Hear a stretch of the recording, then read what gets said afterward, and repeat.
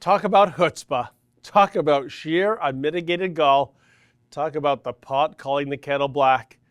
Sit right back, folks, for you are about to hear a tale of unbelievable hypocrisy and worse, how the hypocrites in the Ontario PC Party don't get punished, but rather rewarded.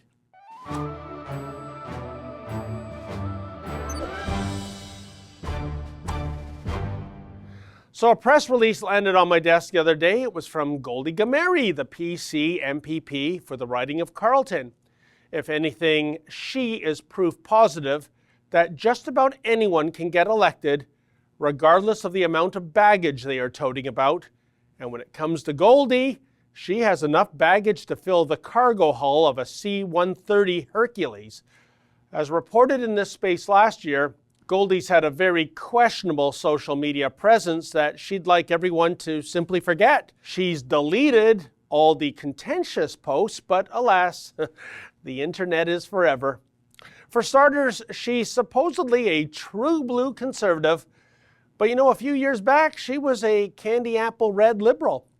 During the 2011 federal election campaign, for example, she frequently attacked Stephen Harper, at one point calling him an embarrassment to all Canadians. Meanwhile, she had nothing but praise for the visiting professor, aka Michael Ignatieff. Do you think Gameri sounds like much of a conservative, progressive, or otherwise? But back to that press release I received. It condemns Tanya Granick-Allen's Resolution 4, which had been overwhelmingly passed at the Ontario PC Convention. Resolution 4, which is non-binding, calls for any mention of gender identity to be removed from the province's sex ed curriculum, deeming this concept an unscientific liberal ideology. But here's what Gameri has to say, quote, "Let me be perfectly clear. Should Resolution 4 be debated at next year's policy convention, I will be speaking out against it as I do not support it in any way, shape, or form. Furthermore, I have reached out to the Premier's office and I have received confirmation today that Premier Doug Ford will explore every option as leader of the Ontario PC Party to prevent this resolution from moving forward," end quote. By the way, the virtue signaling Gameri ensures that several lines of copy are in bold and underlined, like she's yelling or something. Gee, no block caps? But Goldie saves the best for last. Quote, "As MPP for Carleton, I am and always will be a strong voice for everyone in the riding of Carleton, regardless of sexual orientation, gender, or any other factor.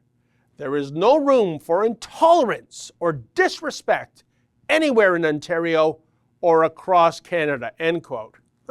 No room for intolerance or disrespect, eh?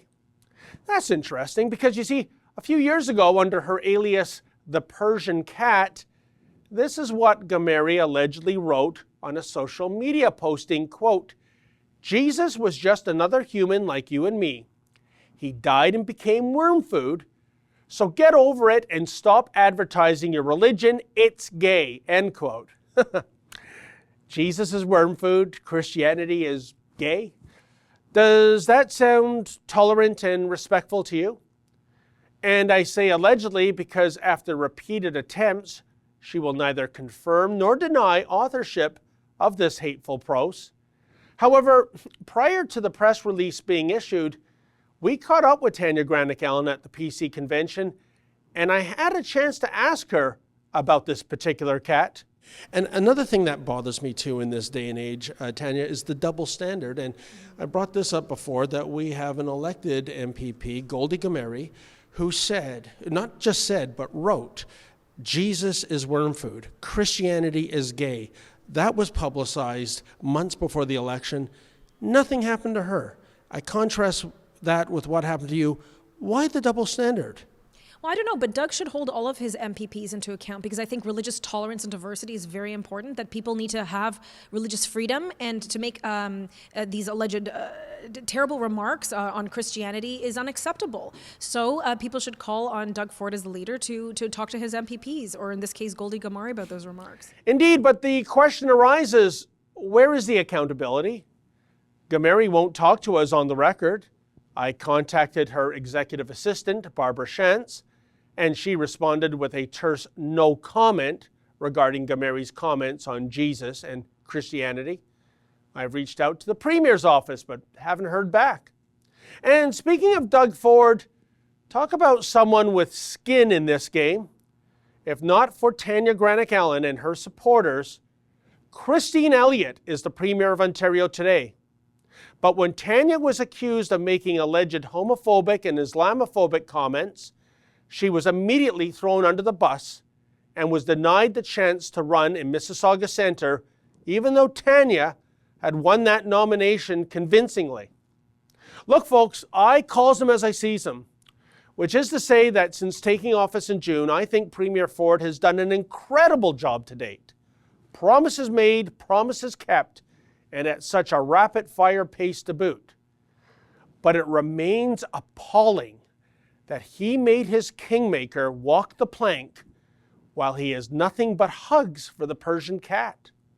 So 2 conclusions then. One, when it comes to the quest for power, it would appear that loyalty is the first casualty.